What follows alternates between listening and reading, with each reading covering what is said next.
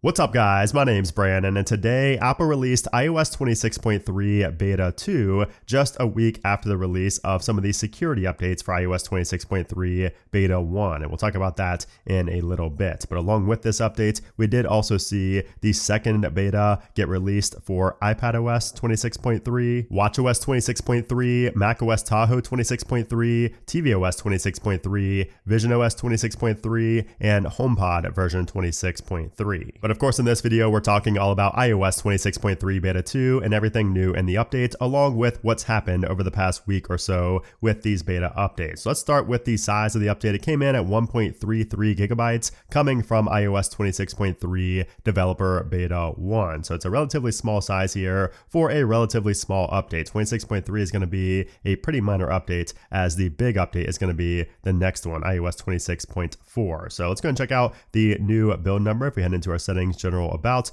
the new build is 23D5103D. So we do have a D at the end of the build number. And then for the modem firmware, we have a nice jump up here. So we now have a 1.40.02 for the modem firmware on the iPhone 17 series. All right, so now what's new here in iOS 26.3? And let's rewind a little bit to last week, because we did see two new types of updates last week for 26.3 Beta 1. And that's because we got iOS 26.3A and iOS 26.3b security updates. And these are actually a test of the new background security improvements system. So if you don't know what I'm talking about, just go into your settings and go down here to privacy and security. And as long as you have iOS 26.1 or newer, you will see the background security improvements section. So this is new. And if you go into there, it will be automatically on to automatically install the security improvements. So this is actually basically just a rebrand of the background security updates that we had before that Apple really never implemented. So this is just going to add on,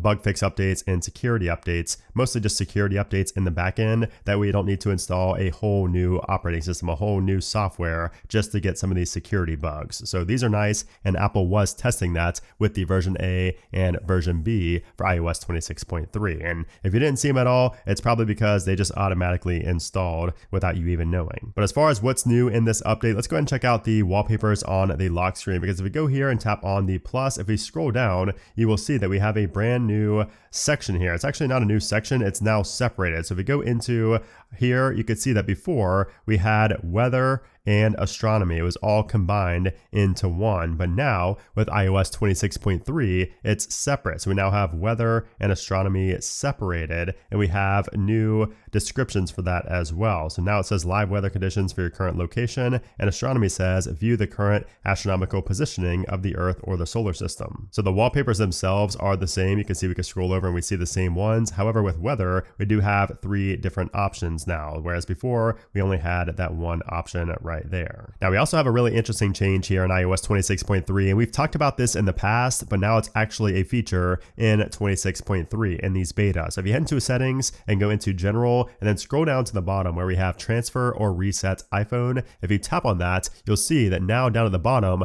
we have a transfer to Android button. And now it's easier to transfer to Android because Apple and Google are now teaming up to make it easier to switch between Android and iPhone devices. So this is a joint initiative between Google and Apple. If we go ahead and tap on that, you could see it says place your devices next to each other, and it will get connected and begin the transfer process. So that is new here with iOS 26.3. I will be testing that out when I cover the final version with one of my Android phones, but that is something new, and it will be easier to transfer between Android and iPhone, even better than it was before. Now there was also a new feature in iOS 26.3 Beta 1 that's been removed with Beta 2. So if we head into our settings and go down to the notifications section, you'll see that we have a brand new option here that was never there before for notification forwarding. If you go ahead and tap on that, it says notifications can be forwarded to one accessory at a time. Notifications will not appear on Apple Watch while notification forwarding is turned on. So notification forwarding is basically just going to send notifications to third-party smartwatches, not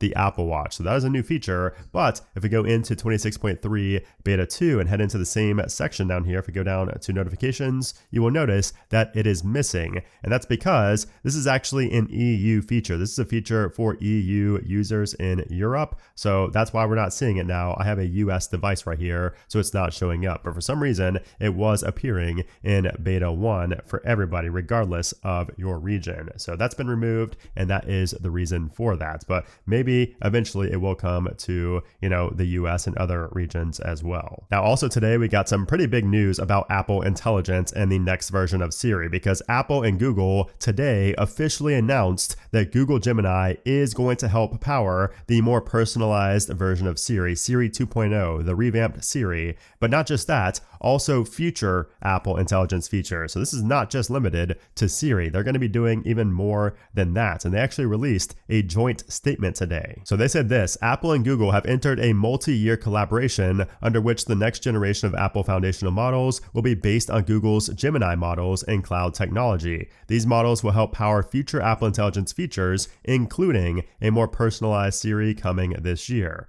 After careful evaluation, Apple determined that Google's AI technology provides the most capable foundation for Apple Foundation models and is excited about the innovative new experiences it will unlock for Apple users. Apple Intelligence will continue to run on Apple devices and private cloud compute while maintaining Apple's industry-leading privacy standards. And that part about the private cloud compute is the most important part, because remember, this is not just Google Gemini on the iPhone. It still has to go through Apple's private cloud compute, which does make a big difference, especially when it comes to privacy and basically tweaking the models to how Apple wants them to be on Apple devices. So I'm really excited to see how Gemini works as the, back in the framework for, the new revamped Siri. And keep in mind, we should be seeing that with iOS 26.4, which should be coming out in the springtime. Around March or April is when we should be seeing that officially get launched, which is why we most likely got this joint statement now, as opposed to earlier, like last year around August, when we got the original report from Bloomberg that this was going to be happening. Also today, Apple announced that 2025 was a record-breaking year for many of its services, so things like Apple Podcasts, Apple TV, Apple Music, and the App Store, and they threw around a lot of different numbers right here that were pretty interesting. So things like the Apple App Store had over 850 million average weekly users across 175 countries. And the App Store had a record number of visitors between Christmas Eve and New Year's Day. Apple Music had its best year ever, along with Apple Podcasts, which set annual records for listeners,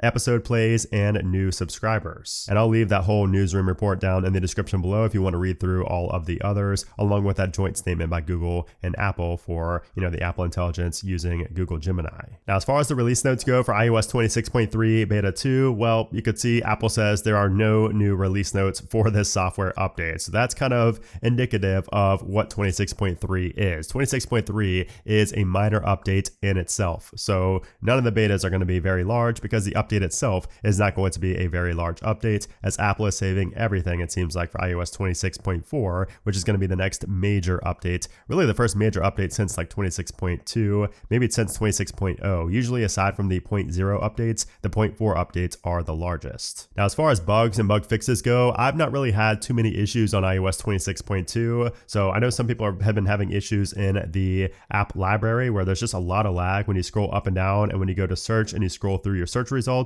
That's not happening for me. So that's one issue that may be resolved here in beta 2, because I've not been having it myself, especially not here in this latest update. Also, people have been having issues with CarPlay, but I feel like I hear people have issues with CarPlay with every version. So that's something to check if you do go ahead and update and see if CarPlay has been resolved for you, but I cannot comment on that as I've not had any issues myself. And then as far as performance goes, performance has been fine here with 26.3, both beta 1 and beta 2. I know I did not cover beta 1 here on the channel, but I have been using it on my main device ever since it was first released. So I have been using both, and they've been fine. Like I mentioned before, I think they do feel about the same as 26.2. I've not really noticed a big difference in performance. I did go ahead and run a Geekbench test here. I did score a 3822 single core, 9365 on the multi-core. So that is a good bit lower than what we saw on iOS 26.2. Maybe just because it's a beta, maybe not. We'll see how the final version shakes out in terms of the Geekbench Geekbench scores. But so far, so good with performance. And then as far as battery life goes, battery life for me has also been fine. Like I've been traveling with my 26.3 beta 1 device for a while, and I've not really noticed any type of major hit to battery life that I didn't experience before. So far,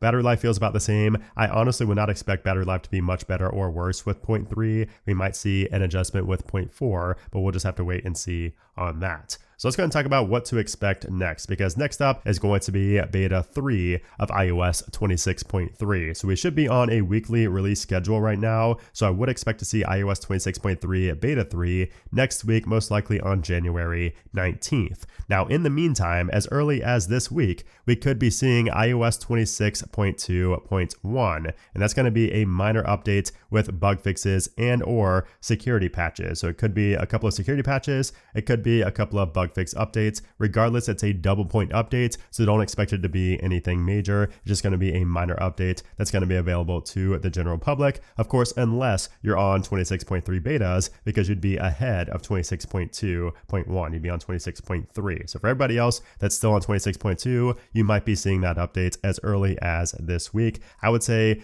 this week, maybe next week at the very latest, because we're probably going to see iOS 26.3 final on the last week of January. So I'd expect it the last week of January, maybe even into early February. We'll have to wait and see, when that update comes out, and of course how these betas shake out as well. But it shouldn't be too long before we have 26.3, and then the real fun starts, because we'll have iOS 26.4 beta 1, which is going to be most likely a really big beta update, especially if it has that Google Gemini support in the first beta. So that is iOS 26.3 beta 2, a relatively minor update as expected for a 0.3 beta 2 update. So hopefully we see some more new features added, but if not, that's okay, because we will have a big update coming with 26.4. But regardless, hope you guys did enjoy this video as always. I know I've been MIA, I've been on a little mini hiatus, but that's because of the holidays and CES and just really thinking about the channel and what I want for the future of this channel as well. So maybe I'll touch on that a little bit later, maybe a live stream or something like that, where I can talk to you guys, face to face, or face to screen for you guys. But